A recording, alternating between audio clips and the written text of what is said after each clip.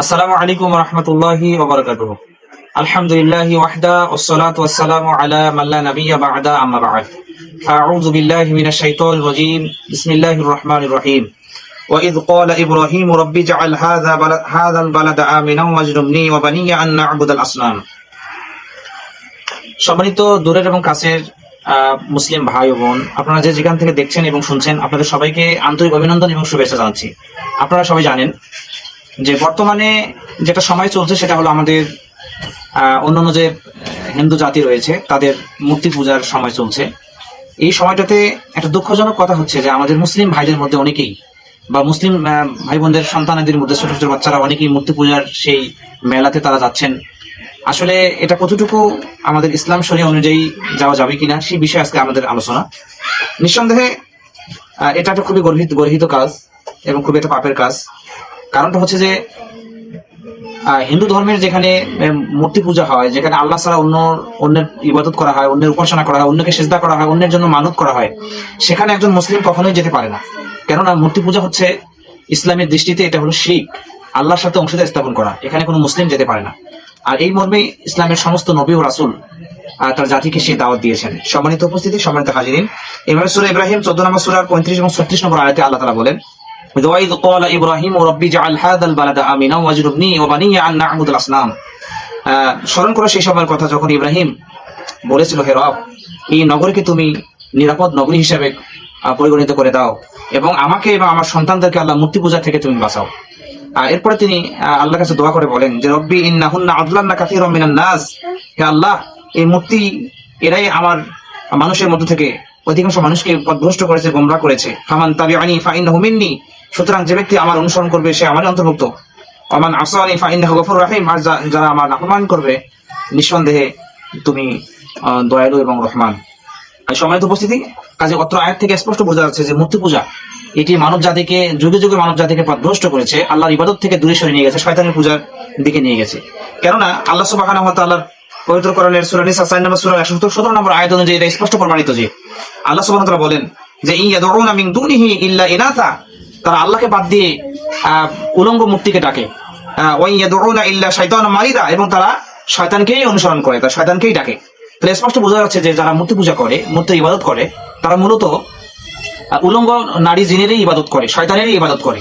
কাজে যেখানে শয়তানের ইবাদত হচ্ছে, যেখানে শয়তানের পূজা হচ্ছে, সেখানে একটা মুমিন, সেখানে একজন মুসলিমের সন্তান কখনোই যেতে পারে না। এটি মহা অন্যায়, এটি পাপের কাজ।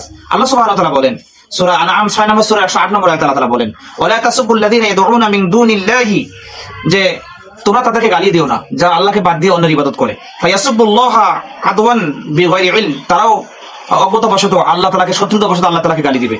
কাযালিকা যায়্যানা লিকুল্লি উম্মাতিন আমালাহুম, আর এভাবেই আমি প্রত্যেকটা জাতির জন্য তাদের আমলকে সুশোভিত করেছি। কাজের অর্থ আয়াত থেকে স্পষ্ট যে যারা মূর্তি পূজা করে, এই মূর্তি পূজাটাকে আল্লাহ সুবহানাহু ওয়া তাআলা সুশোভিত করেছেন মানুষের জন্য, শয়তানের ইবাদতের জন্য এটাকে সুশোভিত করেছেন মানুষকে পরীক্ষা করার জন্য। কাজেই সেটা দেখে কখনোই আকৃষ্ট হওয়া যাবে না, সেখানে দেখার জন্য যাওয়া যাবে না। কারণটা হচ্ছে সেখানে যদি আমরা যাই তাহলে সেখানে অবশ্যই আল্লাহ সুবহানাহু ওয়া তাআলা অসন্তুষ্ট হবেন। সম্মানিত উপস্থিতি, সম্মানিত হাজিরিন, কারণ এই মর্মে আল্লাহ সুবহানাহু ওয়া তাআলা বলেছেন, আলাম আহাদ ইলাইকুম ইয়া বানি আদামা, আমি কি তোমাদের কাছ থেকে প্রতিশ্রুতি নেই হে আদম সন্তানেরা, আল্লাহ তা'বুদুশ শাইতান, যে তোমরা শয়তানের ইবাদত করো না। ইন্নাহু লাকুম আদুউম মুবিন, নিশ্চয়ই শয়তান তোমাদের প্রকাশ্য শত্রু। সূরা ইয়াসিন 36 নম্বর সূরা 60 নম্বর আয়াতে আল্লাহ তাআলা কথা বলেন। কাজে শয়তান যে আমাদের প্রকাশ্য শত্রু, শয়তানের শত্রুমি থেকে আমাদের বের হয়ে আসতে হবে, শয়তানের অনুসরণ আমাদের করা যাবে না। এই মর্মে আল্লাহ সুবহানাহু ওয়া তাআলা বলেন সূরা বাকারা 2 নম্বর সূরা 208 নম্বর আয়াতে আল্লাহ তাআলা বলেন, ইয়া আইয়ুহাল্লাযীনা আমানু, হে ঈমানদারগণ, উদখুলু ফিস সিলমি কাফা, তোমরা ইসলামে পরিপূর্ণভাবে প্রবেশ করো। ওয়ালা তাত্তাবিউ খুতুওয়াতিশ শাইতান, তোমরা শয়তানের পদাঙ্ক অনুসরণ করো না, শয়তানের রাস্তায় তোমরা চলো না। ইন্নাহু লাকুম আদুউম মুবিন, নিশ্চয়ই শয়তান তোমাদের প্রকাশ্য শত্রু। কাজেই সম্মানিত উপস্থিতি, এই যে মূর্তি পূজা, এটা শয়তানেরই ফাঁদ। মূর্তি পূজার মাধ্যমে শয়তান আল্লাহর ইবাদত থেকে মানুষকে যুগে যুগে এভাবে পথভ্রষ্ট করে গোমরাহ করে নিয়ে গেছে। সেখানে গান বাজনা হয়, সেখানে যুবতী নারীদের নৃত্য হয়, নাচ হয়, যেটা ইসলামের শরীয়তের দৃষ্টিতে একেবারেই হারাম, নিকৃষ্ট কাজ। কাজেই আসুন আমরা এই সমস্ত গর্হিত কাজ থেকে, মূর্তি পূজার মতো এরকম শিরকি কাজ থেকে আমরা দূরে থাকি এবং এগুলোকে মন থেকে ঘৃণা করি। কেননা এই মর্মে রাসূল সাল্লাল্লাহু আলাইহি ওয়াসাল্লাম একটা ভবিষ্যৎবাণী করেছেন।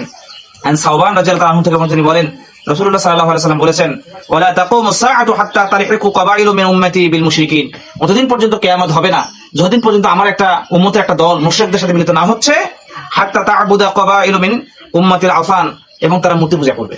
আমার উম্মতরা মুশরিকদের সাথে মিলিত হয়ে মূর্তি পূজা করবে। সম্মানিত উপস্থিতি, এখন দেখা যাচ্ছে বিভিন্ন রাজনৈতিক দলের নেতারা মূর্তি পূজার মণ্ডপে গিয়ে তারা মূর্তি পূজার জন্য শারদীয় শুভেচ্ছা জানাচ্ছেন এবং তাদেরকে সেখানে গিয়ে হাসি মুখে কথা বলছেন, সেখানে গিয়ে কুশল বিনিময় করছেন।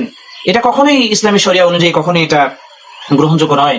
কারণ তাদের এখানে আল্লাহকে বাদ দিয়ে অন্যের ইবাদত করা হবে, আর আমার অন্তরে দুঃখ আসবে না, কষ্ট আসবে না, বেদনা আসবে না, এটি ইমানের কারণ হতে পারে না। সম্মানিত উপস্থিতি, সম্মানিত দর্শক মন্ডলী, কাজেই মুশরিকরা যে চিরতরে নিকৃষ্ট, এরা যে জাহান্নামে যাবে, জাহান্নামী ফেরকা, কাজে তাদেরকে অন্তর থেকে ঘৃণা করতে হবে আমাদের, এবং তাদের সেখান থেকে দূরে থাকার চেষ্টা করতে হবে। কেননা সুনান বাইহাকিতে একটা হাদিস বর্ণিত হয়েছে যে যেখানে মূর্তি পূজা হয় তোমরা তার আশেপাশে যেও না, কেননা সে সময় তাদের উপর আল্লাহর গজব নাজিল হতে থাকে। কাজেই আমরা যে যাচ্ছি সেখানে, না জানি আল্লাহর গজব আমাদের কখন পাকড়াও করে ফেলে।